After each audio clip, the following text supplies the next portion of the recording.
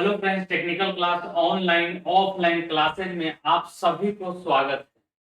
आज अगर आपका ट्रेड वेल्डिंग है और आप डीआरडीओ में फॉर्म अप्लाई किए हैं और आप चाहते हैं कि डीआरडीओ की तैयारी करें, तो हम ऑनलाइन भी क्लास स्टार्ट किए हैं। उसका डिस्क्रिप्शन में लिंक है, वहां से आप क्लास में जुड़ सकते हैं। और व्हाट्सएप ग्रुप का लिंक दिया हुआ है डिस्क्रिप्शन में, वहां से व्हाट्सएप ग्रुप ज्वाइन करिएगा। तो जो आज हम लोग एमसीक्यू क्वेश्चन डिस्कशन कराएंगे उसका पीडीएफ आपको व्हाट्सएप ग्रुप में मिल जाएगा। आज डीआरडीओ के लिए हम लोग 30 एमसीक्यू क्वेश्चन लेकर आया हूं, जो किसी न किसी एग्जाम में पूछा गया। आपका ट्रेड बिल्डिंग है और आप डीआरडीओ के फॉर्म अप्लाई किए हैं, तो यह महत्वपूर्ण क्वेश्चन आपके लिए। चलिए देर नहीं करते हैं, स्टार्ट करते हैं। लेकिन जो लोग चैनल पर नए हैं, चैनल को सब्सक्राइब करिएगा, लाइक करिएगा, शेयर करिएगा। देखिए फर्स्ट क्वेश्चन कह रहा है, फर्स्ट क्वेश्चन अगर आप लोग देखिएगा तो कह रहा है कि आर्क विद्युत आर्क बिल्डिंग में आर्क का तापमान क्या होता है। जैसा कि हम पहले बिल्डिंग स्टार्ट किए थे तब बताए थे कि वेल्डिंग जो होते हैं मुख्य रूप से 3 प्रकार के होते हैं। एक मैकेनिकल वेल्डिंग, एक केमिकल वेल्डिंग, एक इलेक्ट्रिकल वेल्डिंग। और इलेक्ट्रिकल वेल्डिंग मुख्य रूप से 3 प्रकार के होते हैं। आर्क वेल्डिंग होते हैं, रेजिस्टेंस वेल्डिंग होते हैं और इंडक्शन वेल्डिंग होते हैं।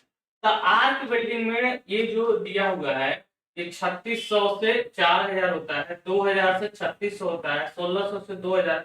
इसका सही आंसर होगा 3600 से 4000।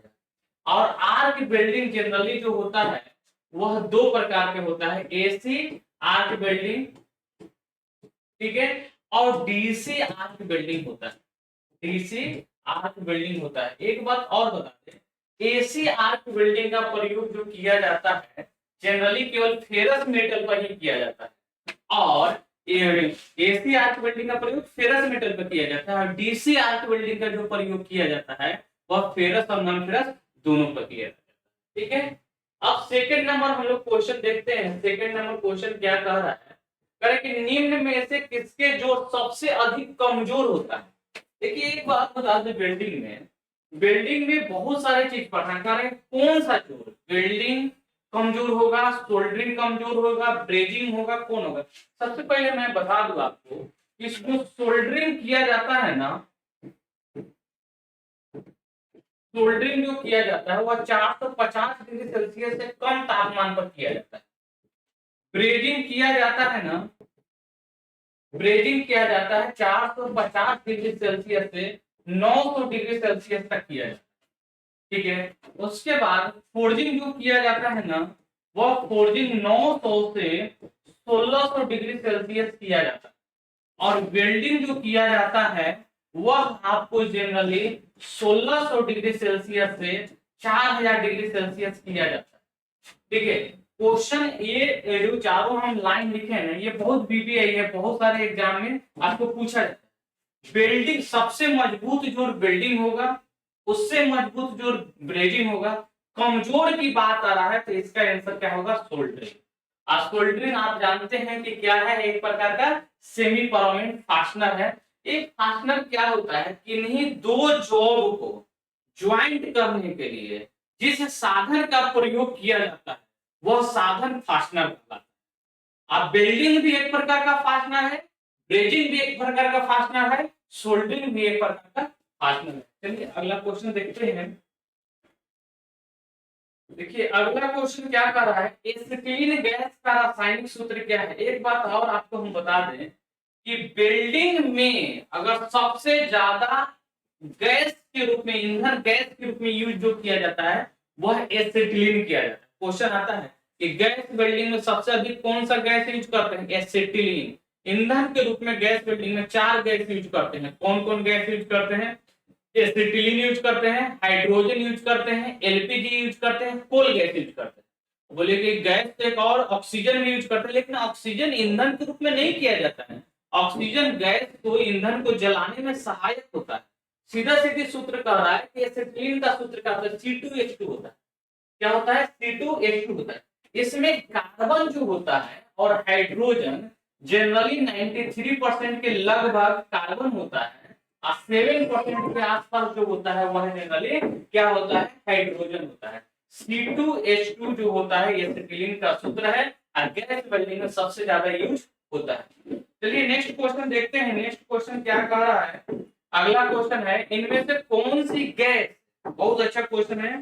यह पिछले बार डीआरडीओ में पूछा गया है, यह डीआरडीओ में पूछा गया है, एलपी ने टेक्नीशियन में पूछा गया है, क्योंकि बिल्डिंग वाला एलपी में नहीं डालते, रेलवे में मतलब पूछा गया है क्वेश्चन। पर इनमें से कौन सी गैस 1 डिग्री सेल्सियस तापमान, इस पॉइंट को याद रखिए, 49 kg पर सेंटीमीटर स्क्वायर दाब पर तरल अवस्था में होता है, अर्थात लिक्विड फॉर्म में होता है, कौन होता है, तो वह होता है एसिटिलीन। कभी कभी क्वेश्चन पूछता है कि एसिटिलीन जो सिलेंडर होता है उसका कलर कैसा होता है, तो एसिटिलीन सिलेंडर जो होता है उसका कलर जो होता है मैरून होता है, और ऑक्सीजन सिलेंडर का कलर कैसा होता है, ब्लैक होता है। ये सब नॉर्मल क्वेश्चन है। अभी आपको हम बता दें कि टोटल हम लोग 1500 एमसीक्यू क्वेश्चन डिस्कशन करवाएंगे। एक बात बता दूं आपको कि 30 क्वेश्चन का जो हम लोग सेट लेकर आ रहे हैं ना, तो कितना करवाएंगे, 30 गुने आपको टोटल 50 सेट हम करवाएंगे, 3 5 15 1500 एमसीक्यू हो जाएगा। और यह 1500 एमसीक्यू क्वेश्चन का आपको पीडीएफ भी प्रोवाइड करवाएंगे। पीडीएफ कहाँ मिलेगा, डिस्क्रिप्शन में व्हाट्सएप ग्रुप का लिंक दिया हुआ है, वहां ग्रुप में ज्वाइन करिए। हर एक जो भी हम लोग वीडियो बनाएंगे उसका आपको पीडीएफ ग्रुप में डाल देंगे। जो लोग ऑनलाइन क्लास ज्वाइन करना चाहते हैं, डीआरडीओ में फॉर्म अप्लाई किएंगे कि बहुत दिनों के बाद डीआरडीओ में फॉर्म आया है, इस बार मिस मत करिएगा, चुकिएगा नहीं। अगर आप कहीं तैयारी नहीं कर रहे हैं तो आप ग्रुप में डिस्क्रिप्शन में लिंक दिया है, ऐप को डाउनलोड करिए। अब आपको क्या है, 999 रुपए लगेगा, ऑनलाइन क्लास ज्वाइन करिए। 999 रुपया कुछ नहीं है। मैं बता दूं आपको, यही बिल्डिंग ट्रेड का हम अगर ऑफलाइन क्लास करवाते हैं तो उसका फीस है 5000 रुपया। ठीक है, देखिए कह रहा है कि नॉन फ्लेम का वेग क्या होता है। मैं बता दूं कि वेग के आधार पर, क्या पर, वेग के आधार पर फ्लेम 3 प्रकार के होते हैं। एक नॉन फ्लेम कह रहा है और दूसरा होता है हार्ड फ्लेम, हार्ड फ्लेम दूसरा हो गया, और तीसरा जो होता है डेटोनेशन फ्लेम होता है। डेटोनेशन, कौन सा फ्लेम, डेटोनेशन फ्लेम होता है। अब बताते हैं हम कि नॉन फ्लेम का वेग जो होता है ना 10 से 20 मीटर पर सेकंड होता है। हार्ड फ्लेम का जो वेग होता है ना वह 100 मीटर से 200 मीटर पर सेकंड होता है। ठीक है, हार्ड फ्लेम का। डेटोनेशन फ्लेम का वेग बहुत अधिक होता है, और डेटोनेशन फ्लेम का यूज जो जनरली करते हैं वह आपको बिल्डिंग में जनरली यूज नहीं करते हैं। डेटोनेशन फ्लेम का प्रयोग बिल्डिंग में जनरली यूज नहीं करते। बिल्डिंग में सबसे ज्यादा कौन सा फ्लेम यूज करते हैं, तो नॉन फ्लेम यूज करते हैं। कौन सा फ्लेम यूज करते हैं, नॉन फ्लेम। एक बात और आपको हम बता दें कि फ्लेम जो गैस की मात्रा के आधार पर होता है 3 प्रकार के, neutral flame, oxidising flame, carbonising flame. लेकिन वेग के आधार पर 3 प्रकार के फ्लेम, नॉन फ्लेम जिसका वेग होता है 10 मीटर से 20 मीटर पर सेकंड, हार्ड फ्लेम जिसका वेग होता है 100 से 200 मीटर पर सेकंड, और डेटोनेशन फ्लेम इसका वेग बहुत इंफिनिटिव होता है, अधिक होता है।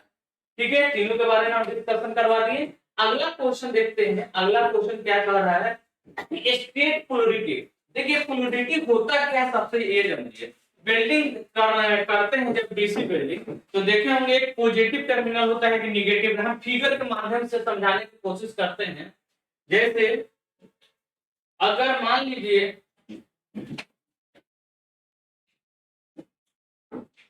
जॉब जो है, जॉब पर कौन सी सप्लाई देते हैं, पॉजिटिव सप्लाई, और जो इलेक्ट्रोड होता है उस पर निगेटिव सप्लाई देते हैं, तो यह स्टेट पोलैरिटी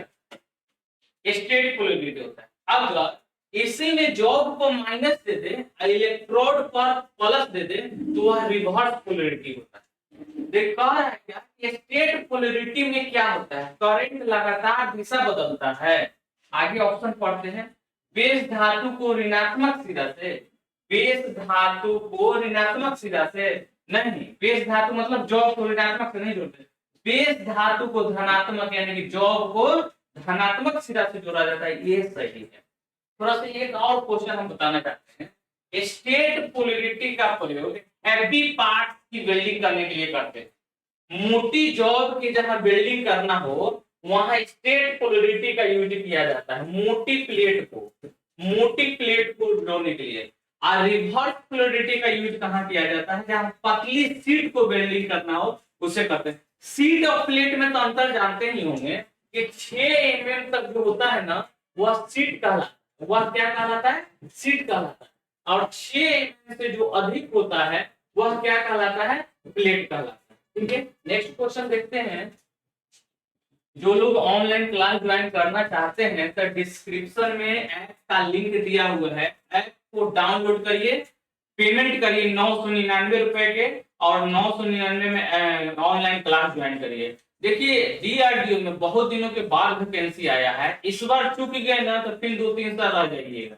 तो मैं आपको 900, यही अगर बिल्डिंग के क्लास हम ऑफलाइन में पढ़ाता हूँ तो 5000 फीस है, आपको घर बैठे 900, अगर नोट्स मंगवाना चाहते हैं तो 999 रुपए और लगेगा। नेक्स्ट क्वेश्चन देखते हैं। बिना पूर्व तापन, देखिए हम बताए ये जो हिंदी लिखा है ना बिना पूर्व तापन, ये जनरली जो होता क्या है, प्री हीटिंग कहलाता है। इसको इंग्लिश में क्या बोलते हैं, प्री हीटिंग। प्री हीटिंग होता क्या, कोई भी जॉब को वेल्डिंग करने से पहले गर्म करना प्री हीटिंग कहलाता है। तो कह रहा है कि बिना पूर्व तापन में अगर ढलवा लोहा का है तो कास्ट आयरन का मेल्टिंग पॉइंट कितना होता है, 1150 से 1250। तो वेल्डिंग करेंगे तब क्या होगा, क्रैक होगा। क्या होगा, उसमें क्रैक होगा, दरार उत्पन्न हो जाएगा। यानी कि क्या आंसर होगा, सी होगा। नेक्स्ट क्वेश्चन देखते हैं। पेनिट्रेशन की कमी का मुख्य कारण क्या है, देखिए पेनिट्रेशन होता क्या है ये भी आप जान लीजिए। जब वेल्डिंग करते हैं ना, ये जैसे मान लीजिए कोई जॉब है, ये जॉब है, आप पेनिट्रेशन करते हैं तो एकदम एक अधिक पेनिट्रेशन यानी कि पूरी गहराई तक वेल्डिंग हुआ। अधूरी पेनिट्रेशन मतलब कि जो पूरी गहराई तक वेल्डिंग नहीं हुआ है, यानी कि अंदर गहराई से कुछ वेल्डिंग छूटा हुआ है। वही करेक्ट, पेनिट्रेशन की कमी का मुख्य कारण क्या है, क्योंकि कम करंट दीजिएगा ना तो पेनिट्रेशन कम होगा, यानी कि वेल्डिंग पूरा नहीं होगा, अधूरा होगा। ये किसके कारण होता है, निम्न धारा के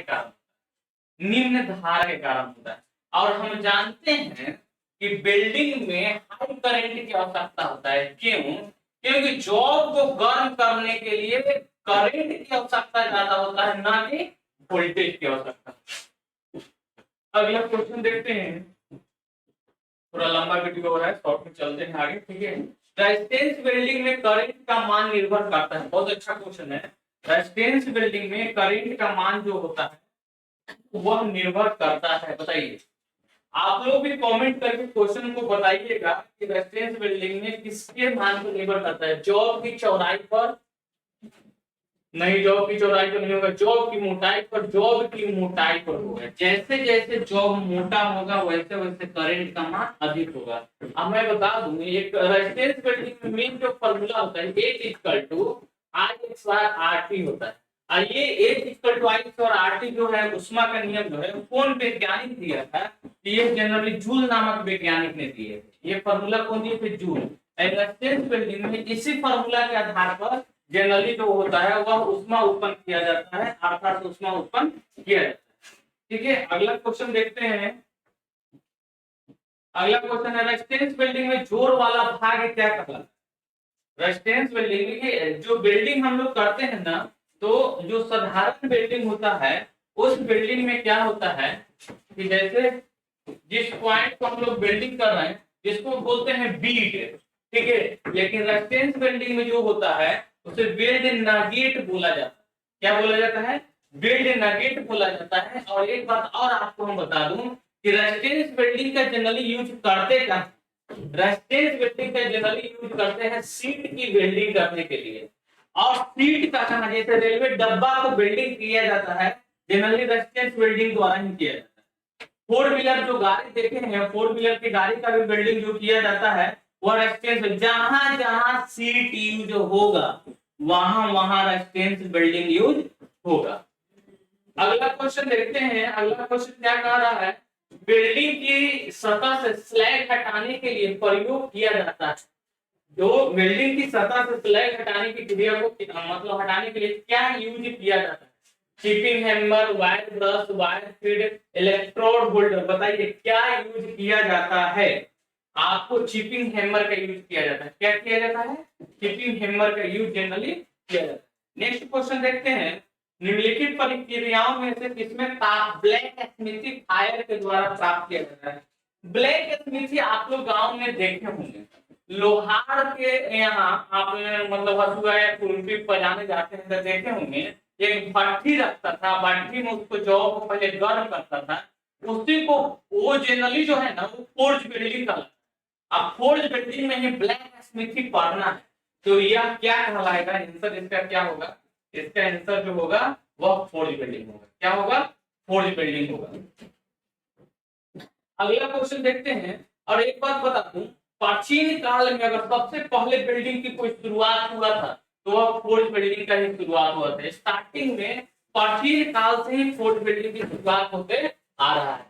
बिल्डिंग सेट का प्रकार क्या है? एसी बिल्डिंग ट्रांसफार्मर होता है, डीसी जनरेटर सेट भी होता है, एसी और डीसी रेक्टिफायर सेट भी होता है। एक बात और थोड़ा सा बता दूं हम, ये जो एसी बिल्डिंग ट्रांसफार्मर, ट्रांसफार्मर है क्या? ट्रांसफार्मर एक प्रकार का ऐसा मशीन है या सिस्टम है, डिवाइस है, जिसके द्वारा एसी वोल्टेज को कम और अधिक करने का काम करता है। डीसी जनरेटर वहां डीसी उत्पन्न करता है और डीसी आर्क बिल्डिंग में डीसी जनरेटर द्वारा किया जाता है। ये रेक्टिफायर सेट जो होता है जनरली क्या करता है? एसी को डीसी में कन्वर्ट करने का काम करता है। क्वेश्चन के हिसाब से अगर आंसर देखिएगा तो इसका आंसर क्या होगा? उपरोक्त सही होगा। ठीक है, अगला क्वेश्चन देखते हैं। Question number 14। निम्नलिखित बिल्डिंग विधियों में से कौन सी विधि दबाव सहित बिल्डिंग किया जाता है? दबाव सहित। सबसे पहले एक बात बता दूं हम, समझिएगा। दबाव मतलब प्रेशर। आप प्रेशर बिल्डिंग के अंतर्गत कौन कौन से बिल्डिंग आते हैं? प्रेशर बिल्डिंग के अंतर्गत जो आते हैं वो रेजिस्टेंस बिल्डिंग और फोर्ज बिल्डिंग जो होता है ना वो प्रेशर बिल्डिंग के अंतर्गत आते हैं। अब बाकी जो आर्क बिल्डिंग होता है और थर्मिट बिल्डिंग होता है तो यह आपको प्रेशर से नहीं किया जाता है। तो क्वेश्चन आ रहा है कि कौन सी विधि दबाव सहित किया जाता है? रेजिस्टेंस बिल्डिंग जो होता है वह जनरली दबाव सहित किया जाता है। रेजिस्टेंस बिल्डिंग पतली शीट में करंट फ्लो किया जाता है और उसे प्रेशर दिया जाता है। थर्मिट उसके बाद आता है फोर्ज बिल्डिंग। फोर्ज बिल्डिंग भी प्रेशर बिल्डिंग है, लेकिन thermit welding, gas welding, arc welding यह जो है बिना दबाव के किया जाता है, अर्थात यह नॉन प्रेशर बिल्डिंग है। ठीक है, और थर्मिट बिल्डिंग का यूज तो जानते ही हैं कि रेलवे पटरी को ज्वाइंट करने के लिए थर्मिट बिल्डिंग का यूज किया जाता है। कास्टिंग द्वारा जो जॉब बनाया जाता है उस जॉब पर भी आपको थर्मिट वेल्डिंग किया जाता है। या बड़े बड़े जो गियर होता है उस गियर टूट जाता है उसको भी ज्वाइंट करने के लिए थर्मिट वेल्डिंग यूज किया जाता है। गैस वेल्डिंग भी साधारण वेल्डिंग की तरह फेरस और नॉन फेरस दोनों पर किया जाता है। आर्क वेल्डिंग जनरली दो प्रकार के होते हैं, एसी आर्क वेल्डिंग और डीसी आर्क वेल्डिंग। ठीक है, हम पहले ही बता दिए हैं एसी आर्क वेल्डिंग का प्रयोग फेरस मटेरियल पर किया जाता है और डीसी आर्क वेल्डिंग का प्रयोग जो किया जाता है फेरस और नॉन फेरस दोनों पर किया जाता है। चलिए आगे क्वेश्चन देखते हैं। जोड़े जाने वाले प्लेटों को एक दूसरे के ऊपर लाकर जोर लगाने को क्या कहते हैं? बहुत अच्छा क्वेश्चन है ये। यह फिगर के द्वारा पढ़ाया जाता है, लेकिन अभी फिलहाल इसका आंसर हम लोग देखते हैं क्या आंसर होगा। क्या इसका आंसर होगा? फर्स्ट में दे रहा है कॉर्नर ज्वाइंट। फर्स्ट में क्या दे रहा है? Corner joint. सेकंड में ऑप्शन में क्या दे रहा है? Leg joint. थर्ड में क्या दे रहा है? Edge joint. और फोर्थ नंबर में क्या दे रहा है? T joint. कह रहा है कि एक दूसरे के ऊपर लैप ज्वाइंट होता है। जैसे देखे होंगे यह एक प्रकार का जॉब है और ये जॉब यहाँ पर चढ़ के और इस पे एक जॉब दूसरे जॉब पर चढ़ के जब ऐसे बिल्डिंग करते हैं ना ये लैप ज्वाइंट कहलाता है। और लैप ज्वाइंट भी तीन प्रकार के होता है, मतलब कि पूरा लैप यानी कि पूरा जॉब इस पर चढ़ा हुआ है, आधा चढ़ा हुआ है, केवल कॉर्नर चढ़ा हुआ है, उस आधार पर इसका वर्गीकरण किया गया है। अगला क्वेश्चन देखते हैं। क्वेश्चन नंबर क्या है? 16। निम्न में से किस धातु का पूर्ण तापन की आवश्यकता नहीं होता है? पूर्ण तापन मतलब क्या होता है? Pre heating. पूर्ण तापन मतलब क्या होता है? Pre heating. प्री हीटिंग क्या होता है? कोई भी जॉब को वेल्डिंग करने से पहले, प्री हीटिंग क्या होता है? कोई भी जॉब को वेल्डिंग करने से पहले उसको गर्म करते हैं, वह प्री हीटिंग कहलाता है। उससे बहुत सारी चीज, जैसे आपको क्या होता है कि टाइम की बचत होती है, जॉब में क्रैक उत्पन्न नहीं होता है, प्री हीटिंग के यही कारण होता है। तो आपको आंसर क्या होगा? माइल्ड स्टील जनरली जो होते हैं ना, वह आपको प्री हीटिंग की आवश्यकता माइल्ड स्टील पर नहीं होता है। माइल्ड स्टील के बारे में कुछ और जानते हैं, तो इसका मेल्टिंग पॉइंट जो होता है ना 1530 होता है। अब माइल्ड स्टील के बारे में अगर और कुछ जानना चाहते हैं, तो हीट ट्रीटमेंट में माइल्ड स्टील का प्रयोग एलडी प्रोसेस द्वारा आपको माइल्ड स्टील का उत्पादन किया जाता है। उच्च कार्बन स्टील, यह हाई स्पीड स्टील है, इसके बारे में जानते हैं। उच्च एलवाई स्टील, इनमें से कोई नहीं। ये सब आपको हीट ट्रीटमेंट में जनरली पढ़ना है, हीटर ट्रेड में पढ़ना है, बिल्डिंग में ज्यादा इसके बारे में जनरली नहीं पढ़ना है। अगला क्वेश्चन देखते हैं 17 नंबर। नोजल इलेक्ट्रोड का जीवन काल बढ़ाने के लिए क्या किया जाता है? देखिए, ये जनरली जो नोजल इलेक्ट्रोड जीवन काल बढ़ाने के लिए ये जनरली एडवांस बिल्डिंग में यूज किया जाता है। कौन से बिल्डिंग में यूज किया जाता है? जनरली एडवांस बिल्डिंग में यूज किया जाता है। एडवांस बिल्डिंग में एयर कूल्ड टॉर्च नहीं, water cooled torch generally use किया जाता है। वाटर कूल्ड टॉर्च का जनरली इसको प्राथमिकता दिया जाता है। इसको क्या, ये थोड़ा सा और मैं बता दूं, ये जैसे मान लीजिए ये नोजल है ना, तो ये नोजल को ठंडा करने के लिए आपको एक प्रकार के कूलिंग के रूप में वहां वाटर यूज करते हैं। कहीं कहीं पे एयर का भी यूज करते हैं। कम अगर कैपेसिटी का होता है एयर, उससे ज्यादा कैपेसिटी के है तो वायर, और सबसे ज्यादा कैपेसिटी का होता है तो वहां आपको पानी का भी यूज किया जाता है। टीग वेल्डिंग बहुत इंपॉर्टेंट क्वेश्चन है। टीग वेल्डिंग, टीग वेल्डिंग के बारे में पढ़े हैं।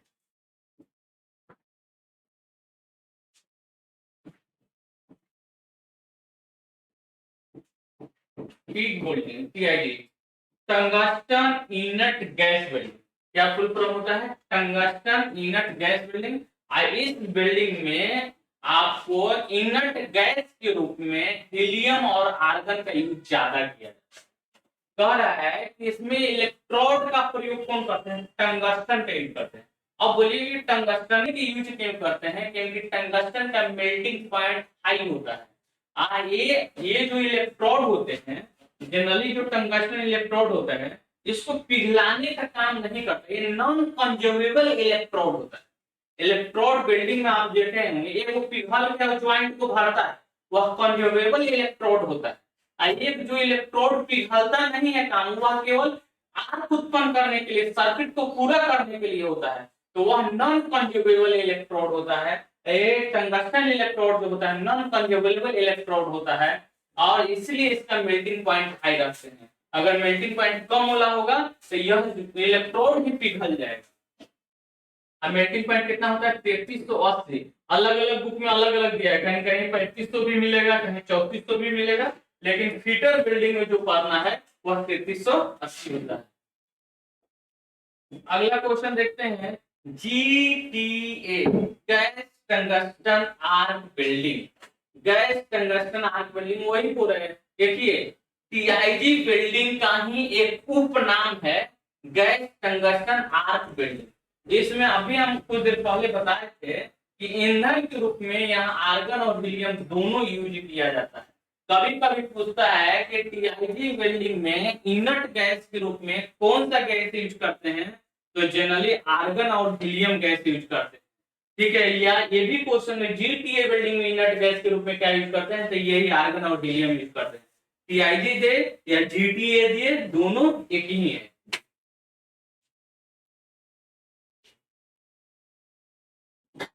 अगला क्वेश्चन देखते हैं।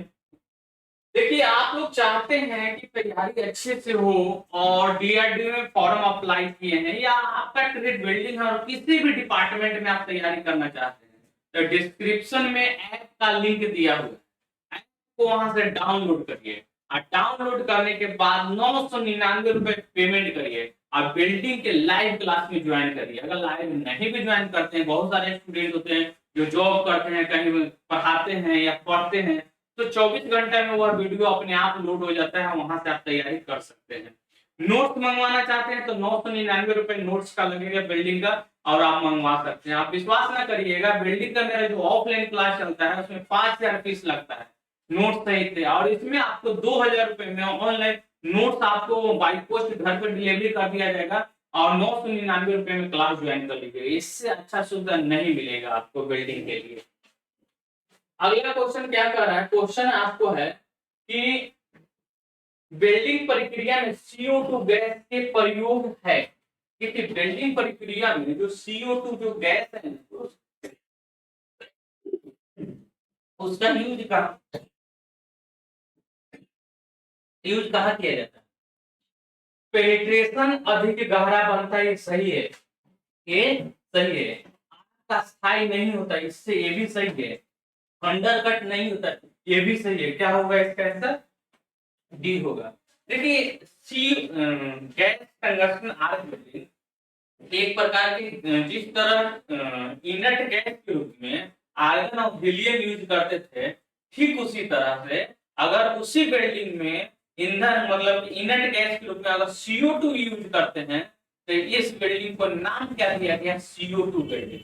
यह सब जितने TIG building, CO2 building, submerge arc building, friction building, यह सब जो है ना प्लाज्मा बिल्डिंग, यह सब एडवांस बिल्डिंग में पढ़ना है। हमारे जब ऐप पर आप ऑनलाइन क्लास ज्वाइन करिएगा ना, तब वीडियो के माध्यम से बताएंगे कैसे बिल्डिंग होता है। टीआईजी बिल्डिंग का वीडियो दिखाएंगे, देखिए ये है टीआईजी बिल्डिंग, ऐसे आपको वीडियो क्लास बनता है और ऐसे आपको पढ़ाया जाएगा। अगला क्वेश्चन देखते हैं। क्वेश्चन नंबर आपको प्रतिरोध बिल्डिंग। सबसे पहले समझिए प्रतिरोध बिल्डिंग है क्या। देखिए हम बताए थे आपको कि बिल्डिंग जो होते हैं मुख्य रूप से 3 प्रकार के होते हैं। कौन कौन? मैकेनिकल बिल्डिंग, केमिकल बिल्डिंग और इलेक्ट्रिकल बिल्डिंग। मैकेनिकल बिल्डिंग का कोई टाइप नहीं होता है। अब मैकेनिकल बिल्डिंग का एक रूप होता है, वह होता है फ्रिक्शन बिल्डिंग। फ्रिक्शन बिल्डिंग यानी कि जहां फ्रिक्शन के द्वारा टेम्परेचर उत्पन्न किया जाता है, उस टेम्परेचर का प्रयोग बिल्डिंग में किया जाता है, फ्रिक्शन बिल्डिंग कहलाता है। उसके बाद केमिकल बिल्डिंग। केमिकल बिल्डिंग मुख्य रूप से 3 प्रकार के होते हैं, फोल्ड बिल्डिंग, गैस बिल्डिंग और थर्मिट बिल्डिंग। इलेक्ट्रिकल बिल्डिंग मुख्य रूप से 3 प्रकार के होते हैं, रेजिस्टेंस बिल्डिंग, आर्क बिल्डिंग और इंडक्शन बिल्डिंग। यह है रेजिस्टेंस बिल्डिंग। रेजिस्टेंस बिल्डिंग का प्रयोग जनरली जो किया जाता है पतली शीट को बिल्डिंग करने के लिए किया जाता है। शीट जिसकी थिकनेस 6 mm तक हो वह शीट कहलाता है। प्लेट क्या कहलाता है? प्लेट जो होता है 6 mm से 12 mm तक प्लेट कहलाता है। जहां जहां पतली शीट यूज कर, जैसे आपको रेलवे के डब्बा बनता है उस पर जो बिल्डिंग होता है रेजिस्टेंस बिल्डिंग होता है। 4 व्हीलर के ऊपर जो बॉडी का पार्ट होता है, सीट होता है, वहां बिल्डिंग जो होता है रेजिस्टेंस बिल्डिंग। रेजिस्टेंस बिल्डिंग का टाइप होता है seam welding, spot welding, projection welding, उपरोक्त सभी। क्वेश्चन के हिसाब से क्या आंसर होगा? ठीक है, आगे बढ़ते हैं। 22 रेजिस्टेंस बिल्डिंग में करंट की डेंसिटी क्या है? करंट डेंसिटी समझ रहे हैं क्या होता है?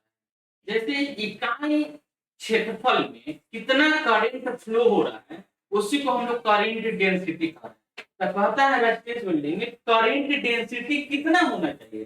करंट डेंसिटी बहुत बीबीए क्वेश्चन है, ये एग्जाम में आया वो 60 एम्पियर पर mm, यानी कि 1 mm का अगर मोटा प्लेट होगा ना तो कितना करंट जाएगा? 60 एम्पियर।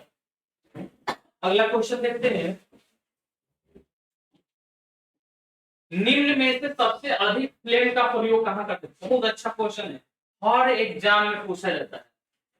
गैस की मात्रा के आधार पर फ्लेम 3 प्रकार के। कौन कौन? उदासीन flame, oxidising flame, carburising flame. एक बात और आपको हम बताते हैं कि फ्लेम का अलग अलग, जैसे इसका टेम्परेचर कितना होता है? 3200 डिग्री सेल्सियस। ऑक्सीडाइजिंग का कितना होता है? 3300 डिग्री सेल्सियस। कार्बोराइजिंग का कितना होता है? 3100 डिग्री सेल्सियस होता है। आप सबसे अधिक कौन सा फ्लेम यूज करते हैं? तो सबसे अधिक आपको उदासीन यानी कि न्यूट्रल फ्लेम यूज करते हैं। न्यूट्रल फ्लेम सबसे अधिक ज्यादा यूज किया जाता है। ये नर फ्लेम जो है ना, वेग के आधार पर फ्लेम 3 प्रकार के होते हैं। वेग के आधार पर कौन कौन? तो वेग के आधार पर 3 प्रकार के होते हैं, नर फ्लेम, हार्ड फ्लेम और डेटोनेशन फ्लेम होता है। अगला क्वेश्चन देखते हैं। क्वेश्चन हमारा उदासीन फ्लेम का टेम्परेचर कितना होता है? अभी इससे पहले हम बताए थे उदासीन फ्लेम का जो टेम्परेचर होता है वह 3200 कितना 3200 डिग्री सेल्सियस होता है और इसी फ्लेम का प्रयोग सबसे ज्यादा किया जाता है। आगे देखते हैं पानी के में नीचे वेल्डिंग कौन सा वेल्डिंग किया जाता है? बहुत अच्छा है, हाइपरबोलिक वेल्डिंग किया जाता है। पानी के अंदर जो है बहुत वीवीआई क्वेश्चन है, ये पिछले बार रेलवे में पूछा गया है, या पिछले बार रेलवे के एग्जाम में पूछा गया है यह क्वेश्चन। हाइपरबोलिक वेल्डिंग किया जाता है पानी के अंदर। वेल्डिंग शुरू करने से पहले कौन सी गैस खोलनी चाहिए? वेल्डिंग शुरू करने से पहले कौन सी गैस को खोलनी चाहिए? ऑक्सीजन गैस को खोलना चाहिए। कौन सी गैस को? ऑक्सीजन गैस को खोलना चाहिए, ऑक्सीजन गैस को।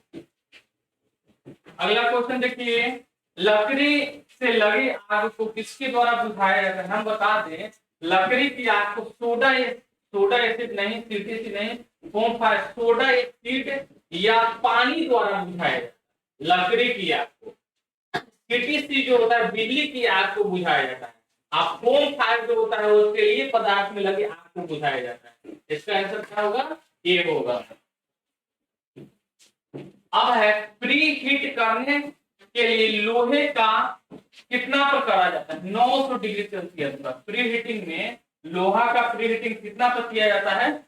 900 किया जाता है। प्री हीटिंग हम पहले ही बोले थे, किसी भी जॉब को वेल्डिंग करने से पहले गर्म करना क्या कहलाता है? प्री हीटिंग कहलाता है। ऐसे लोहा का मेल्टिंग पॉइंट पूछता है ना तो 1340 डिग्री सेल्सियस होता है। और लोहा में भी अलग अलग मेल्टिंग पॉइंट होता है, ठीक है ना। जैसे कास्ट आयरन का मेल्टिंग पॉइंट पूछा गया था कितना? 1150 से 1250 होता है, ठीक है। माइल्ड स्टील का पूछेगा तो मेल्टिंग पॉइंट कितना होता है? 1530 होता है। तो अलग अलग लोहा का, अगर रॉड आयरन का मेल्टिंग पॉइंट पूछेगा तो कितना होता है? 1600 डिग्री सेल्सियस। तो अलग अलग लोहा का होगा, लेकिन लोहा का मेल्टिंग पॉइंट पूछेगा तो 1300 होगा, प्री हीटिंग पूछेगा तो 900 होगा। ये सब पॉइंट जो है ना इंपॉर्टेंट है, याद करना पड़ेगा आपको। तांबे के स्मिल्टिंग करने के लिए कौन सी गैस का यूज किया जाता है? बहुत अच्छा क्वेश्चन है जी। हीलियम का यूज किया जाता है, हीलियम का। टीआईजी वेल्डिंग जो होता है ना, टीआईजी में तांबा का जब वेल्डिंग करता है तो इनर्ट गैस के रूप में हीलियम यूज करते हैं। और लास्ट क्वेश्चन है 30 नंबर, निम्न में से कौन सा चिन्ह जो है वह 415 वोल्ट खतरे को प्रदर्शित करता है? चेतावनी चिन्ह होता है। कौन सा? चेतावनी चिन्ह। एक बात थोड़ा सा और आपको स्पष्ट कर दूं, अगर आपका ट्रेड वेल्डिंग है और आप चाहते हैं कि घर बैठे ऑनलाइन क्लास ज्वाइन करें, तो डिस्क्रिप्शन में ऐप का लिंक दिया हुआ है, ऐप को डाउनलोड करिए, 999 रुपए पेमेंट दीजिए और वहां से आप ऑनलाइन क्लास ज्वाइन करिएगा। नोट्स, और अगर एक बात ये, अगर आपको यह नोट्स खोल कर बैठ जाइए जो हम भेज रहे हैं और वही नोट्स के माध्यम से हम बोर्ड को पढ़ा रहे हैं, तो आपको लगेगा कि हम ऑफलाइन क्लास में पढ़ रहे हैं। दूसरा, अगर यह जो क्वेश्चन हम समझाए हैं 30 क्वेश्चन के एमसीक्यू, अगर आप चाहते हैं कि पीडीएफ फॉर्मेट में ले, तो हमारे डिस्क्रिप्शन में व्हाट्सएप ग्रुप का लिंक दिया है, व्हाट्सएप ग्रुप में ज्वाइन करिए और उसका आपको हम इसका पीडीएफ प्रोवाइड करेंगे।